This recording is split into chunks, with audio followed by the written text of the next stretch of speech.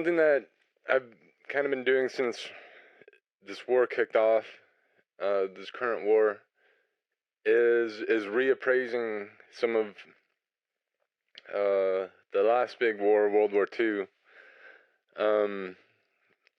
in light of recent developments, because we could see things now clearly that kind of shed light on the past, or maybe challenge some of the assumptions that we had. Because I know going into this war, it definitely changed my mind about a lot of things, a lot about Russians, and I'm talking about the war starting in 2022, the Russian invasion of Ukraine. We're not going back to 2014 or something. We're talking about a real war. You pussy,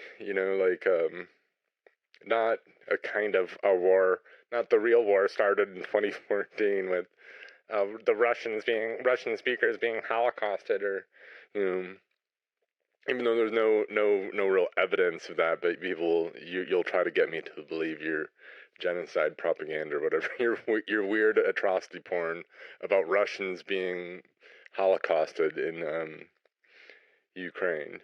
Okay, we're not talking about that.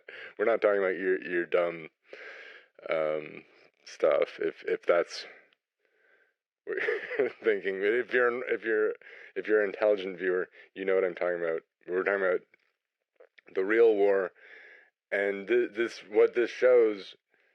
Something that is shown is that Russians can't fight very well, and I'm sorry, but that's the case. And you might have thought that Russians are really tough guys, and Russians are like Dolph Lundgren and Rocky or something, and but this isn't what Russians really. If you really see Russians in real life, they're not the same, and frankly, they're not really the same as Ukrainians as far as I can tell. If you can't fight the same, you're not the same. Like Europeans have a certain manner of fighting compared to, say, Chinese or Japanese or something, and you're gonna fight a certain way. You'll be, it's not as cut and dry as martial race to non or something. But I mean, you've got to think about a people in these terms. These are the most important things. Is like how you can fight. I mean, what really sets our people aside is that we can fight more than anything else. If you can't fight, at all, then you're not really the manpower that we're talking. If you're just kind of like a nerdy guy, or you're not it. You're not what we are. You're not the cream of the crop. If we want intelligent people who are actually capable of action, and that's who we've always been, and that's how things should be looked at, and only so many people really even grasp the stuff at all, or it even occurs to them nowadays. I like when we were doing Mind Phaser podcast, we had a guy on who he visited Iraq, and he got to meet like a ISIS guy who was like captured or something. But he said that I asked him why he would go there and all, but he said he was interested in like learning these racial kind of differences in martial ability. Like he's looking at ISIS, and they seem to have they seem to be capable in a certain way, but he wanted to see what was behind that, what was to that. There's a few different things to that, but that struck me as that this is somebody who he's on to something, in a way. But I wanted to look at some things with World War II, beyond just the people, but also geography, and also a lot of happenstance, and that could be related to whatever, but it's just the way that things played out are kind of interesting in that. But more and more, I think what you see is that Ukraine becomes more central to the whole picture. The more you kind of focus on it, the more you look through that lens, which nobody really wants to do unless you're Ukrainian, at least previously, just because the way people are, you look at it like, most Americans have a weird view of World War II, and compared to how the British see it, compared to how Russians see it, which is drastically, very much different. And then Ukraine being its own thing, and then however much, say, you look at the Eastern Front and you just lump Ukraine and Russia in as, say, one thing, and that's how a lot of this has kind of gone in the past, and now people get a little more detailed with it because the differences are kind of there. All right, but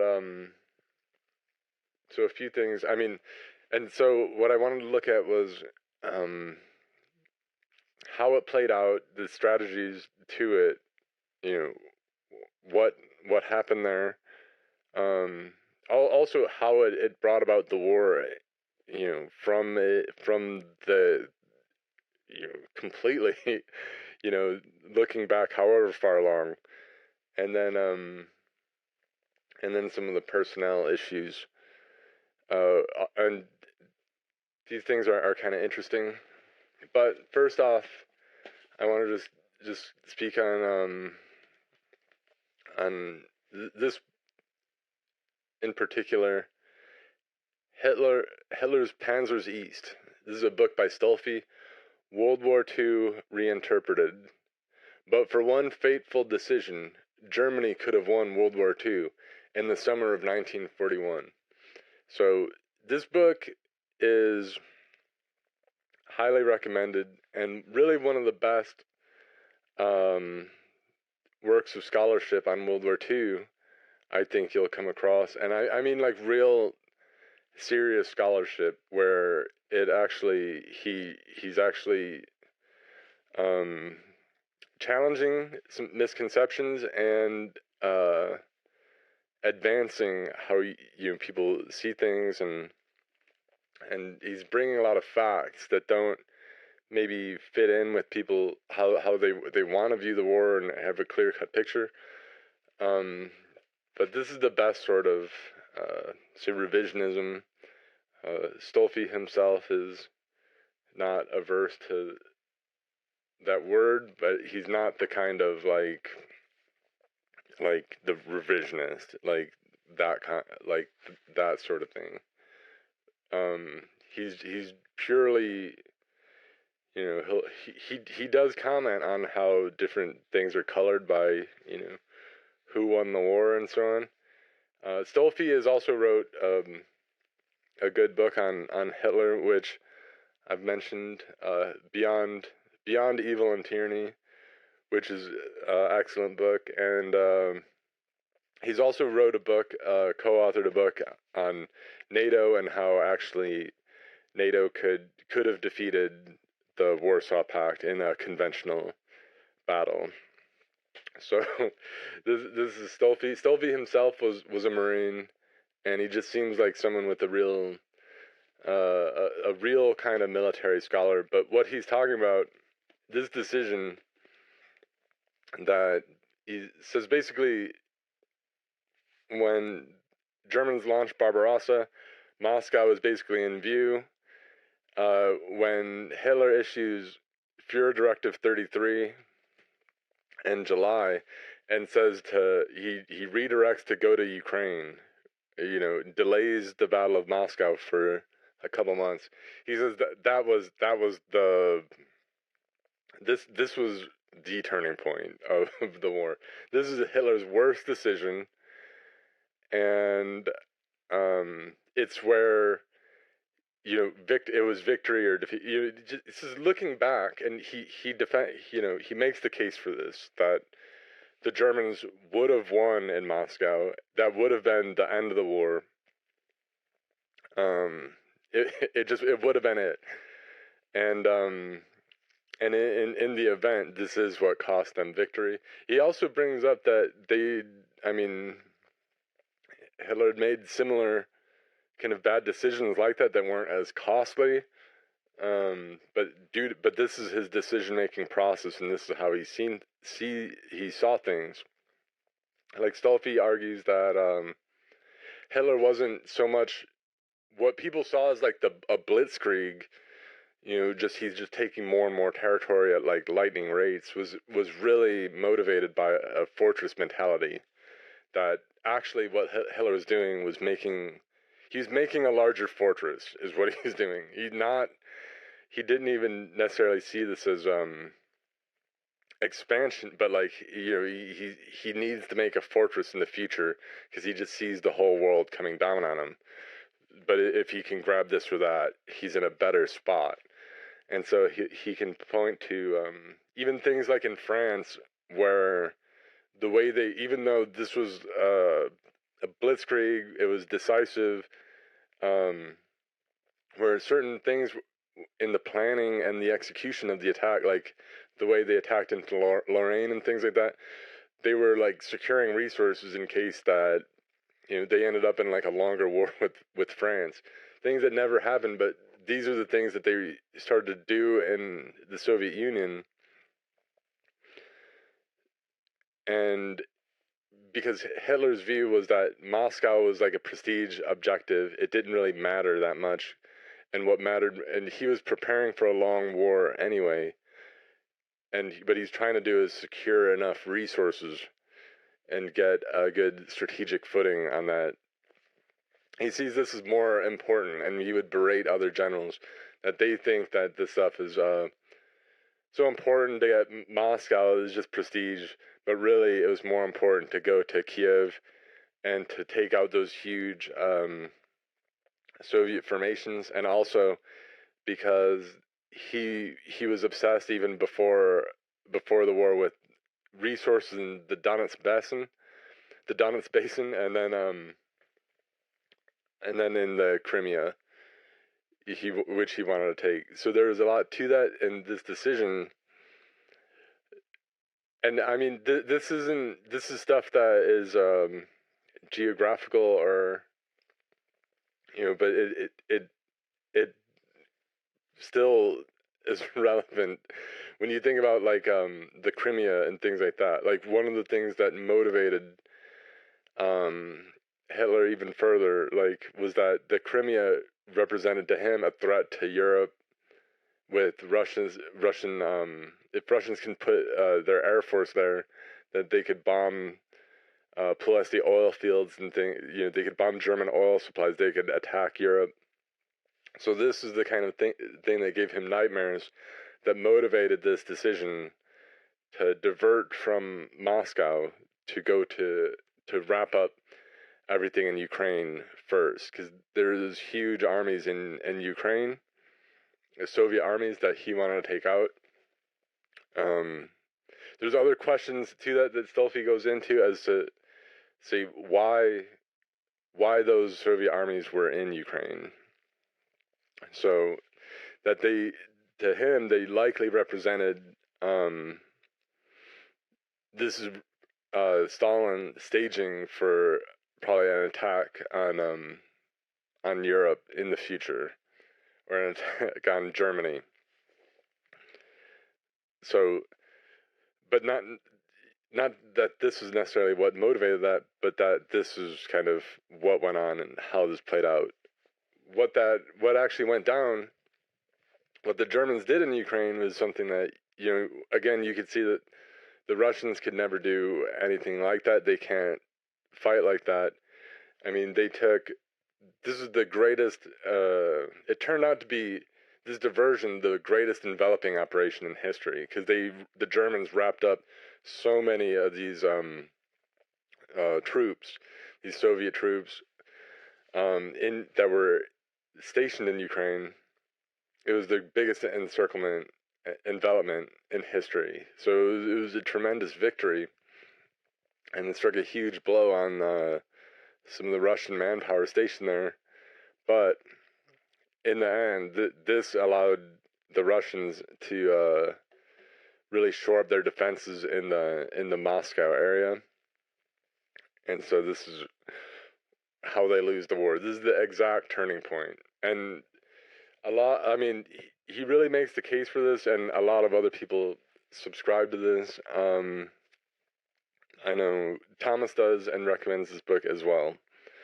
But this is an excellent book. Even if you don't necessarily agree with it, this is serious scholarship. And I mean, it's a great book to read about World War II. It's just going to be one of the better books you read about something particular, like not just some broad overview, but actually getting into the nitty gritty of maybe not the tactical fighting, but the numbers and the strategy behind the stuff. It doesn't say get into Ukraine's in general, and something I should bring up too is that he'll refer a lot to Ukraine or European Russia, and he's talking about the Crimea because he's talking about Ukraine and Crimea, and so now we call it could be called Ukraine, okay? Because this is where because the Ukraine officially includes the Crimea. Even now, is the occupied Crimea is a peninsula, okay? But at the time, this wasn't part of the Ukrainian SSR, but the Germans actually did put these together. Once they occupied this whole region, they thought it made more sense to have a Reichskommissariat Ukraine with Crimea included. And so they included, the Germans included Crimea with the Ukraine as it is now.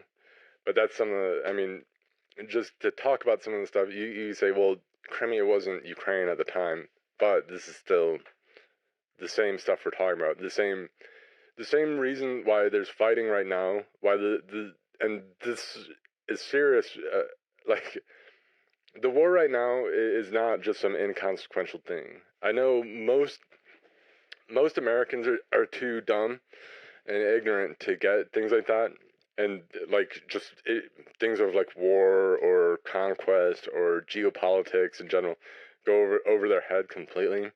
And most people who even kind of get into geopolitics or whatever have no clue really what they're talking about, can't grasp their mind around it. Okay, but this is more. This should show you just how important this was in World War II, and the fact that another war is kicked off around the same stuff. It's not like it's just inconsequential territory that means nothing to you. This is actually, you could think about it in the way that other people thought about it at the time, and they had different plans for it and things. Okay, so, and that's the thing.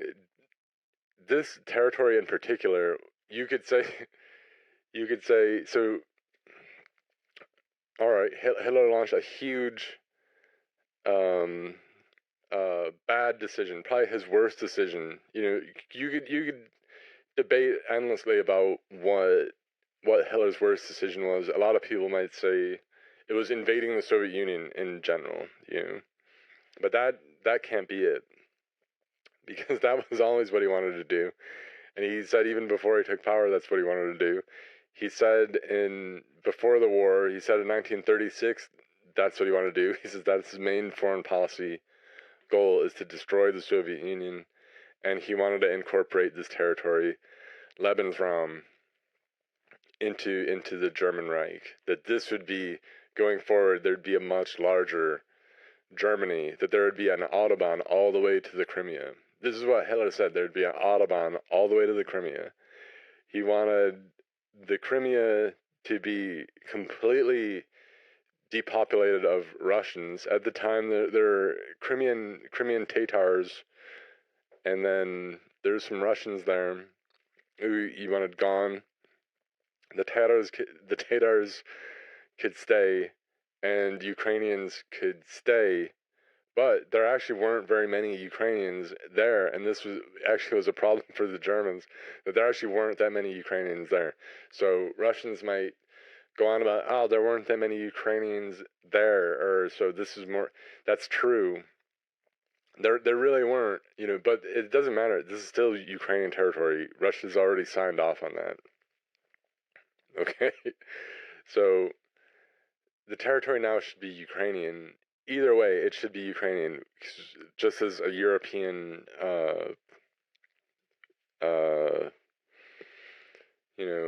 it should be our, I don't know, our prerogative to get that, to secure that, because it is a threat to maybe Europe, that it has meaning, it could have benefit, because otherwise you don't want all these Russians stationed there. You don't want them putting their planes and ships and all that. Why not just drive them out? Because that's exactly what the Germans, no Russian can stay in the Crimea. There were only so many of them because mostly like these Crimean Tatar type Turkic Muslim people.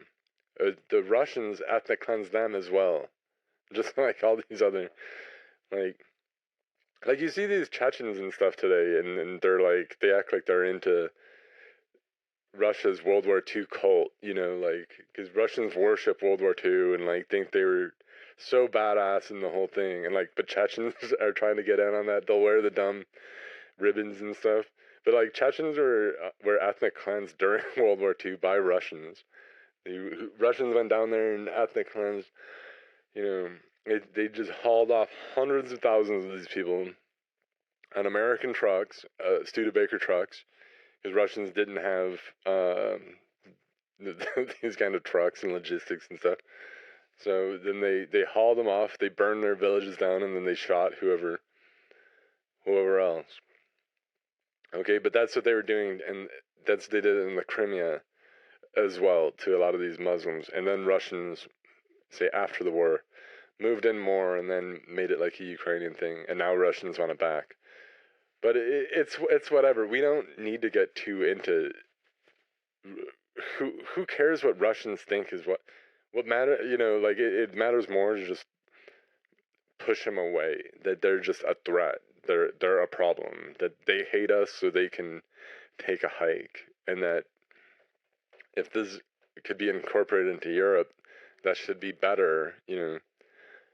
Then I don't know. Anyway, just to get back into it, I'm kind of I'm not making the tightest case, but it's just I'm kind of thinking out loud. But there's a lot to be said here, and I think it's just kind of food for thought and how important this was in World War II in the Ukraine. How this is kind of what started the war. Is you could argue the different cases on why. So Hitler's stated reason for invading the Soviet Union was to knock Britain out of the war. That was the main thing. He said if we get rid of the Soviets, then Britain will have no real choice to continue the war, because we'll deprive them of their only real meaningful ally that they could have. So that was his reason to invade. That is the reason he gave. But going way back further than that, he said he wanted this war because of this actual territory is in the Ukraine, because he wants this breadbasket of all this wheat. He wants the Donetsk Basin. So this isn't just an inconsequential area either. Hitler talks about this a lot, and if you go into the table talk in his writings, or you go into his war planning and the conversations he had with his generals, he'll talk about the Donetsk River Basin a lot, and it's something that means something to him. And now Americans will just they're so dim-witted. They just think it's just about Russian speakers and a Holocaust and a Russian genocide, and you're just complete fools. And it doesn't occur to them, even though these are the no war for oil people, that Putin might be interested in resources. Maybe he's lying for a war for resources. And a lot of these people will accept that maybe they'll try, oh, well, the denazification thing is him. He's just lying his country into a war. So that's fine for pro-Russians. He's just lying his country into a war, but he still has humanitarian goals in mind. It's not just about resources and conquest or something. Because for them to admit that, they have to just admit how shameful their own position is, that they don't care anything about their own people or improving their own. They just would rather Russia's position improve, even though it won't help them later. Because they're just some snarling, bitter cuckold about the whole thing. I don't know. But this is what the resources kind of involve, and a lot of them are in this area. It's kind of a rust belt now. You could mock it however much you like, but this is an important area. Again, this is why these regions shouldn't just be given to Russia to make peace or whatever, because they want these things for a reason. They want these resources. They're trying to make an empire. And we don't need to let them just have that. Actually, those should belong to us, maybe, to the West in some form or other, to our trading partners, even though not that we have all this, going on for ourselves. Obviously, our government is a complete joke, and that won't change either, like but I mean, it's not like we're gonna get like Putin to install like a nice government or something. We need to at some point, maybe we can clean our act up. But even until then, it doesn't mean I just want our enemies to accumulate all the resources. And either way, if we can get a joke government to do correct, then that's better than just running everything straight into the ground, where we have that much more to. I don't know. Getting off topic, but Ukraine. Okay, so this featured into why Hitler started World War II, because Lebensraum, because he wanted this territory, for Germany. It wasn't necessarily he wanted the Danzig corridor. It wasn't that he just wanted passage to, he just wanted this passage to Danzig. And so this East Prussia thing, and the Poles are being disagreeable about it, so he starts World War II. And this is maybe a lot of neo-Nazis or of a certain stripe will present this, but this would be a very dumb reason to start World War II over the Danzig corridor or something. Like, really inexcusable. But this is, maybe this had something to do with it, but really the larger vision is he's looking at the Lebensraum. So he's looking at this area of Ukraine. Hitler wanted Ukraine. He wanted the Crimea. The Crimea, he said, would be our Riviera. And the Crimea would be this German tourist destination. It would be this great German showpiece. It would be cleared of any Russian threat and all that. But so this is why he starts the war. When he actually is about there, that's where he makes his worst decision, and he makes it somewhat out of haste. Moscow is right there. What he should have done is taken Moscow. This is Stolfe's view. If he wanted to win, he should have taken Moscow. He would have taken Moscow. He would have smashed it if he didn't divert to Ukraine first. Okay, so that's what, after that, there's no way for him to win. So this book, Stolfe didn't just write this, as like an alternative history exercise. Like, there's different books I've seen, like how Hitler could have won and things. That's not really that interesting. it's not like just an alternative history exercise. What Stolfi was trying to get to is just how close the Germans could have won, because the argument he's arguing against is that there's no chance that Germany ever could have won World War II. There's just simply no chance. But he shows that actually there was a chance. There was a very good chance, and that was the moment where it presented itself, and that was the moment where it didn't happen. But at other junctures, you'd say no, and everything beyond that, you'd say no. There's no chance for them to win. So once this passed, even though they maybe still look like they had a shot at Moscow, they no longer did. That was proven, and then everything else is proven as well. But the reason they diverted is just because they wanted to secure those resources and all that right then and there. They wanted to get all that immediately, and it was like Moscow was just a prestige objective, and in some ways they didn't necessarily know when war would stop with the Soviet Union, or with the Russians and all that, or if it ever even would, if they would just have some frontier that was always at war. But they didn't necessarily have a vision for just striking a really decisive blow and finishing the whole thing. But that could have been done.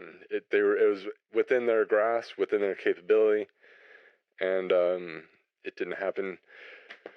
But part of it, it was just to divert and secure resources when they could have been going for the decisive blow. Hitler wanted to secure the Ukraine immediately. Then he would have all these resources, to include the Crimea and all that, which they took but lost, as subsequent events proved. And but going even further, I think it could be shown that Ukraine also kind of got the Nazis into power. He got Hitler into power.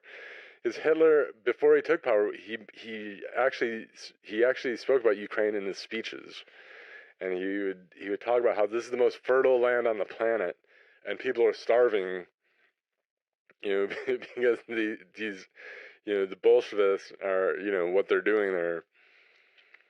It was a particular outrage, and so you're talking about the Holodomor and things like that, and the Russian terror in the Ukraine, which is largely focused on the Ukraine. Even stuff about like the kulaks and stuff like that. It wasn't necessarily this class of people. And the kulak is the peasant who's a little more well off than the other peasants. And a lot of that is specifically talking about like Ukrainians. Okay, the Ukrainians, when the Soviets took over Ukraine, the Russians were very much, when they went into Soviet mode from Tsar mode, it wasn't that hard of a transition, because they already were used to collectivized living. They would already live in collective farms. They already lived in collective situations. There's tons of weird stuff with Russians, like where like the father-in-law will get with the daughter-in-law when the son's gone. They have all these weird things, but they were very much accustomed to collective living. But the Ukrainians were not. So when they tried to force the Ukrainians to collectivize, they were like kulaks by default, because most of the kulaks they repressed, it had nothing to do with real class, but it was more racial, and it also had to do with conformity and things like that. Like anyone who'd been in trouble with the Soviet authorities at all was a kulak by default, pretty much. And when they went after the kulaks, they were going after you. So a lot of this, the Great Terror, that the stuff that horrified Europe, this is stuff that brought Nazis to power, that brought fascists to power, that made the hard right look very attractive is because they were looking at the Soviet Union and what they were doing to Ukrainians, and they were saying, actually that isn't any kind of workers' paradise. It's just a complete, horror show. Like, everything over there is horrible. So this is how some of the parties that were later start World War II actually got into power, because Hitler would give speeches, and he would speak about Ukraine, and he would speak about Ukraine by name in speeches, and talk about what the Russians are doing there, what the Soviets are doing there. And so this made it so horrifying. So you could see kind of how this could play out in Europe now, where once again the Russians are going to Ukraine, they're doing all this horrible stuff. You don't know how that will change people's mindsets or motivate people. Certainly a lot of the worst people are just becoming sympathetic to Russia for whatever reason. So, but that is still a consequence of the war. It still needs to be addressed or looked at or whatever. So what else? So Ukraine is central to a lot of these things. It's central to the Soviet Union being seen as horrifying. It's central to the rise of fascism and the right in Europe. It's central to why World War II kicked off, because Hitler had hated the Soviet Union and wanted this land, in particular Ukraine.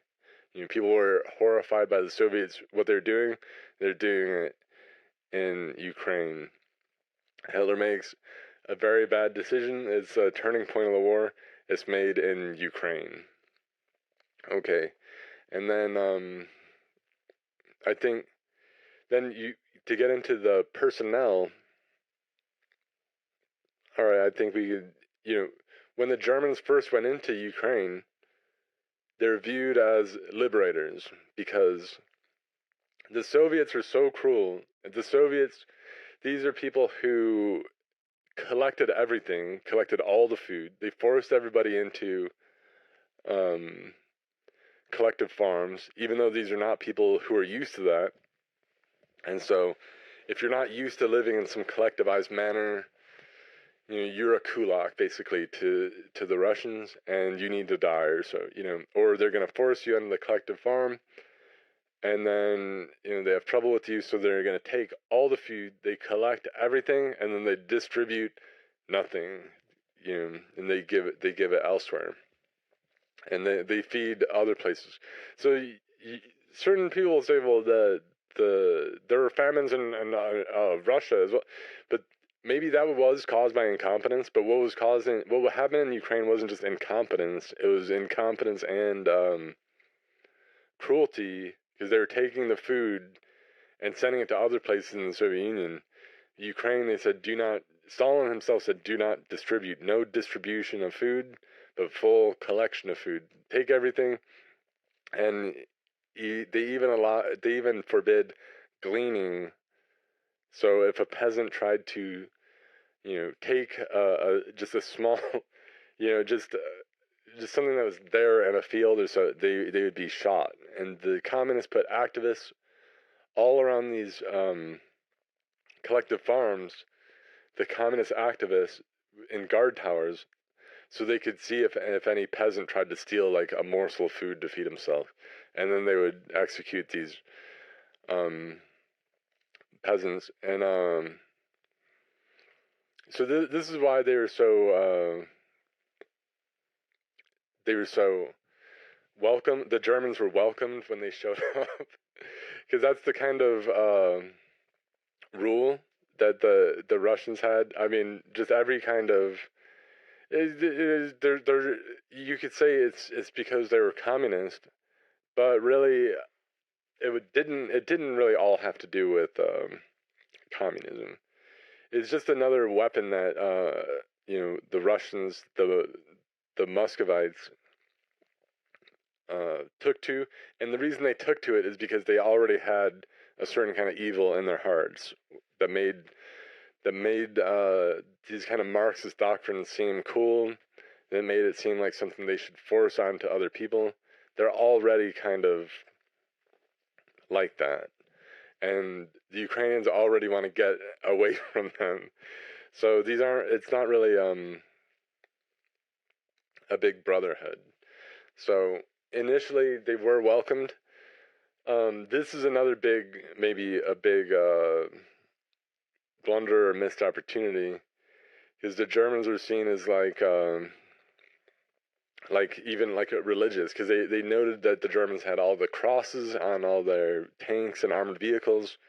So the Ukrainians would think these guys are Christians, and they're, these are our liberators, because the Russians are, completely they're like a communist, godless regime. They would persecute people for going to church and things like that. Like the NKVD would sometimes execute people for going to Christmas mass or Christmas services or whatever. So they would so they see these guys as their as liberators, and the Germans basically kind of blew this, because they weren't trying to have like a Ukrainian nationalism, a Ukrainian type thing. So they suppressed that. They still had a fairly good collaboration, but they basically missed, and everyone kind of acknowledges this. Any kind of military historian. I don't know how much I have to prove this. Even like Yaki talks about this, how that's what the Germans should have done. They could have raised this 1 million-man army, but by the time they went to do it, it was too late. So even some of the biggest supporters of the Germans, they acknowledged this was a huge mistake. This was a huge opportunity lost, where they had all these people who were ready to get on board with whatever program, and the whole thing was really squandered. Okay, and then by later on, the Russians are able to take advantage of that. The Germans note that the Russians were able to make, even though there was collaboration for a while, the Russians were able to make this more and more unpopular. They're putting their agents, their partisans in, and they were, through the partisan warfare, they were able to make Germany less and less popular, less of a viable option. They're able to get more villagers to get to the partisans and so forth, until eventually, it's a full-blown partisan warfare going on, and then Germans are in their retreat. By the end of the war, the Ukrainians number a huge percentage of the Soviet military, and it's something like 40% of the frontline strength. Depending on how you define the stuff, but it's very high. If you look at these numbers, you can get different kind of figures, but it's something like by by the time the Soviets are invading Germany and taking Berlin, we're talking about 40% of their frontline strength is Ukrainian, because they were able to recruit. They were able to take the territory back and then recruit and conscript this huge manpower. And so, and this is different because, like I say, I think Russians and Ukrainians live different and they fight different. And you can see that now, just on the battlefield now, you see the Russians are not fighting very well. You might not get that, but you should be able to get that, and you should look a little right from the get-go. I'll tell you, I expected with Putin's invasion, I thought Russians were going to perform better than they did. I've never been a huge into Russia, but there are however many people surrounding me who would tell me for years and years how Putin's modernizing, he's making the state-of-the-art military, it's going to be the best, I don't fully believe any of this stuff, but, you can't disprove it either, so you say, okay, maybe. But I still expected it to do better than it did, because then when you see it actually in action, it wasn't I thought maybe, I didn't think it would be as good as, the American military. Like some people would say, hey, it'll be better than any American military. It'll be better than European. I didn't expect that, but I thought it'd be maybe a little less good, but it would turn out nowhere near as good.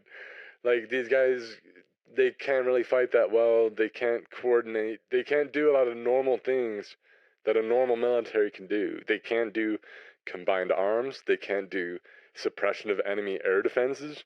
Like the air defenses are still up in Ukraine even right now. Russians can't just fly over the whole thing. And I would talk to people for a long time, and people who are big into Russia, who would act like they're big geopolitical guys. I would talk on podcasts and things with people, and they don't even, if you point out to them, well, actually, the Russians can't carpet bomb these areas because they can't fly over there because they never took out the air defenses, and they get they these people get very confused because they know very little about the military. They just take it to the bank that if Russia wanted to do this or that, they could. If Russia wanted to take Kiev, they could in a heartbeat. No, they can't. That's not how war works. There isn't just all this cool stuff that you could do if you wanted to, but you choose to be nice, so you drag a conflict on for like years and years, while like all your troops are getting killed and stuff. What a joke. Anyway, so this goes into but you can see Ukrainians seem they could fight a little better. I mean, just in general, I think the KD ratios are better on the Ukrainian side, even when the Ukrainians don't have all the weapons. Ukrainians are outgunned by Russia. Russia has mass. That's what Russia is. It's a huge mass, and that's what it was. That's what it is. That's why they put on a big show. They have a modern military, but real quickly they fell back on their old time-tested tactics of you have artillery, massive artillery, and massive infantry. That's what they could do. Maybe supported, maybe not. It's not really a combined arms thing. It's just the old steamroller or whatever. I mean, this does count for something.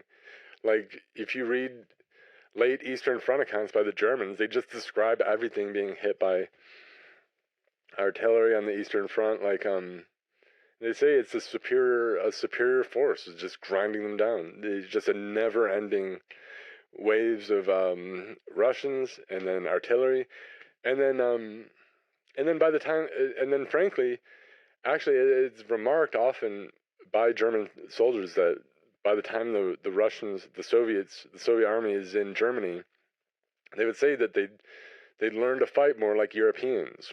But this isn't necessarily just them learning to, and like they've achieved a kind of synthesis like you can in war, which you should be able to do. You should be learning from your enemy.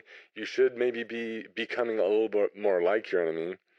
The Germans became a little more Russia-like in World War II, and the Russians became a little more German-like. But a lot of the reasons why late in the war Germans were fighting, or the Russians were fighting more European-like, is because their manpower was becoming more European-like, because they were getting all these Ukrainians to join up. And whatever the deal is with the stock, some of these people in Ukraine might be different, different degrees of Slav versus like like the Varangian, like Nordic stock. You could see different people with different look, but just in general though, this is going to turn into something, and Ukrainians definitely in general, I would say, can fight better than Russians. The Ukrainian soldier is better than the Russian soldier. It's just a fact. At this point, it's a well-established fact. And so this is stuff that we could look to. We could look at the battlefield right now, and then you could kind of apply it to World War II. And then you can kind of see okay, maybe it's not all the same with Russians, Ukrainians, there are different dynamics.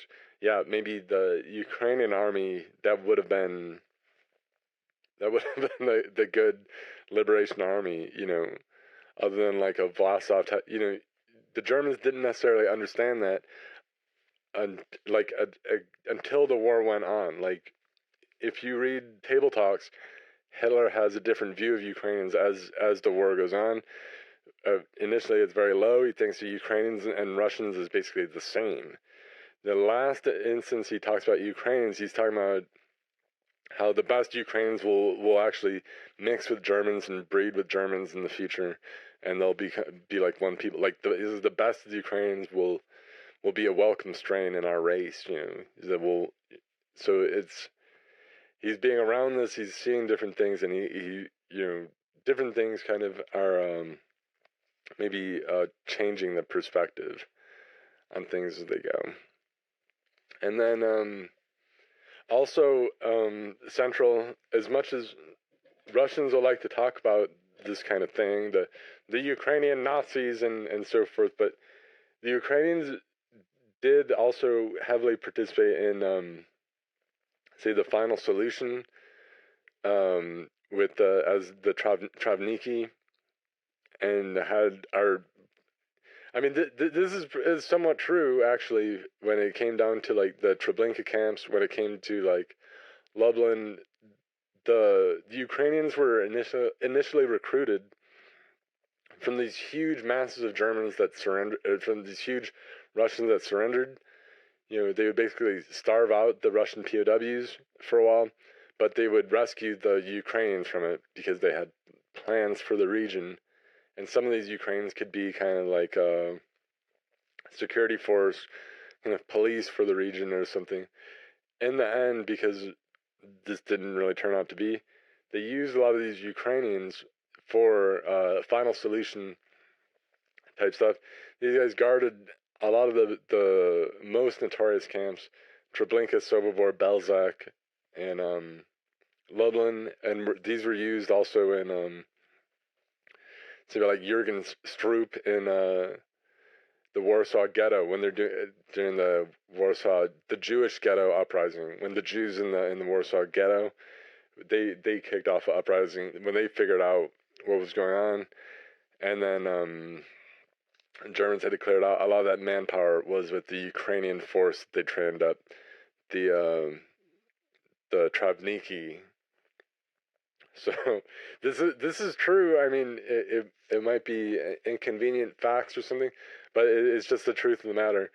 The Ukrainians were we're very much at the center of these events. Let's say at the bigger, like Treblinka and Sobibor, and that typically there are about 25 SS guys and like a company of Ukrainians, so like 100 or so Ukrainians. So they'd be really outnumbered by the Ukrainians, who represented the real muscle of the Action Reinhard camps, of these operations. It's somewhat interesting just how much this plays out, and just this is some of the stuff to revisit. I'm not trying to throw like numbers and things, and I'm not even really trying to convince you of anything. I just thought that this might be kind of a fun little thing to talk about, because I was thinking, like, there really hasn't been any like Ukraine specific books on like World War II, like any books that really like get into that, or but it is there. You could definitely say this is a hugely important region to World War II, with a lot revolving around it and affecting, I mean, the whole conflict, really. So then it shouldn't be a complete surprise if this becomes World War III over the same area. I mean, when this kicked off, like I said, this became a real war again. It was exciting, just in that the Eastern Front is back on. Eastern Front is hot again. It's so there's a lot back in play. But I'm not entering, thinking that maybe this time Russia is different and the dynamic is that, not completely. A lot of these dynamics you need to just learn from going forward. A lot of things maybe were missed. So, I mean, this is stuff that I've been kind of going back, like rereading different things, and which is kind of the perspective. Some of it amusing, and some like okay. Actually, this book, The Mongol Empire, is this is a book that was it made a huge impression on Germans, and it was issued out like Himmler gave this to every like SS officer who completed like the SS officer school for like Waffen SS. You were gifted a copy of this book from Himmler, a German edition. This is the English translation, but this is the Mongol Empire by Michael Prodden, and it's about Genghis Khan. And but it was very influential. Hitler enjoyed this book. This book was written by a guy who bailed from Ukraine in the Russian Revolution and went to Germany, and then he wrote this. It was like a big best-selling book, The Mongol Empire. But the guy's Ukrainian, Michael Prodden, who wrote this. So they gave this to every SS officer to tell them, like, this is how this is how you should behave in Russia and things like that. And you should go at it ruthlessly, like Genghis Khan, because that's what you're dealing with this in this area. So there's a huge influence on. This was even brought up in the war crimes trials by American prosecutors who were who pointed out that like with like the Malmedy killings and things, they were saying that, well, these Germans they were all given the prosecutors brought this into evidence that this is a book that was required reading for these SS. This is what their mentality is all about. So they had to say it's from this, but it's very amusing that this book was written by a Ukrainian. So and there were a lot of actually influences, because there were a lot of Ukrainians and Russians who bailed from the Soviet Union and went to Germany, and that became a huge influence actually over like the Nazi party and things at the time. There's a lot to go into there as well. There's only I don't know. I can only go into so much. I know this is kind of a scatterbrained presentation, but what would we talk about? Origins of World War II, kind of the kind of objectives of World War II, the follies of World War II, and also some of the human dynamics of World War II. And just in broad strokes, but you can see how this isn't just a small thing. I mean, as much as Russians will brag, we took out Germany, in World War II. Hold on a second, because at the time, you can't really flex on Ukraine with that, because that was largely Ukrainians, and even though, let's say it's 40% of Ukrainian, strength of their frontline strength of their infantrymen, of their combat guys, of the real hitters. 40% of the Soviet army is Ukrainian at that time. The time they're bragging about. These guys probably did more of the heavy lifting than the Russian troops and the other ethnic minorities that were also in the Soviet army, because you see, probably some of these Russians could actually fight, because some Russians are kind of different. I know some of the ones maybe in St. Petersburg are the more Novgorod stock, are a little more Nordic European. I'm sure that's true, but most of these people are not hitters in the same way. I bet the Ukrainian forces are punching above their weight, and are probably not the the troops that the Germans wanted to really run into as much as they, because you could see more how when it was more early Barbarossa, where the Russians were really the more dominant in the Soviet army, the Germans were just rolling all over these guys. The Germans just plowed through these guys like it was nothing. And at the time, the German KD ratios were like extraordinary. Later in the war, the Russians kind of were able. The gap wasn't so huge, and that's probably because they had actually better personnel. They had better human material to work with because they had more Ukrainian guys. Not the same Russian, like the same kind of stock that we see today, just falling all over themselves and just some sloppy spectacle in Ukraine at this war now. The kind of Russian that has really, they look like bums or something. It looks like homeless encampment. Like their defensive positions look disgusting. They just look like disgusting hovels or something. Like the people who live in there just litter all over, trash all over. Everything's all messed up.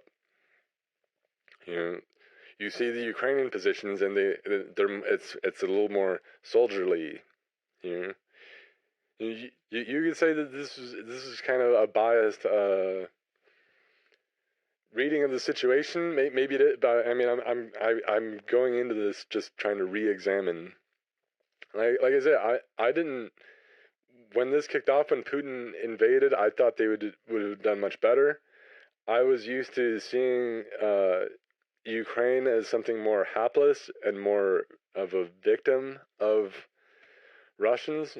Certainly historically, that's the case. But now I think you could see, well, actually, maybe these are people who are better, who've been held under by so much the weight of this massive Russian nation. But given the resources, these people can fight their way out of it. And certainly now, they're fighting Russia off because Russia can't take over the whole thing, and more Russians are even just saying forget it with these objectives. But what Putin's clawing onto is the same stuff that Hitler was going for. Why Hitler made that decision, say in this one, because he wanted to secure the Donbass, people call it Donbass, like I don't know, the Donetsk Basin, but and the Crimea, and so it's the things that Putin is clawing onto, even while he can't take the rest of it. He tried to take the rest of it. He should have been able to take the rest of it in a short amount of time, but he didn't do it. Now he's in the same kind of situation, but he was only able to take these resource and these areas which are resource rich or in a good strategic location. So that's what he's trying to hold on to, because he blew it in the maneuver stage. It's the same thing with the German timetable. Initially for the operation was very short, and so once they blew it, they blew the whole thing for pretty much good. And so now you see the same things kind of happen in reverse. It's very interesting. It's food for thought. I hope that maybe you've already been thinking the same stuff, and I haven't really shown you anything new because it's all broad strokes. But I'm just trying to, I don't know, stimulate something. Maybe you've got something else. Maybe you've got something to add. I'm all ears. I think it's a really interesting topic, but this is something that I've been rereading different books and things with this in mind, just to consider this stuff. This is going forward. This could be can continue to manifest new things. Just as in World War II, you see this would be the importance of this would keep on going. This could be just something in the future. This could be something emergent, or I don't know. But I don't know. So, just some things to consider. All right. Yeah, thanks for tuning in.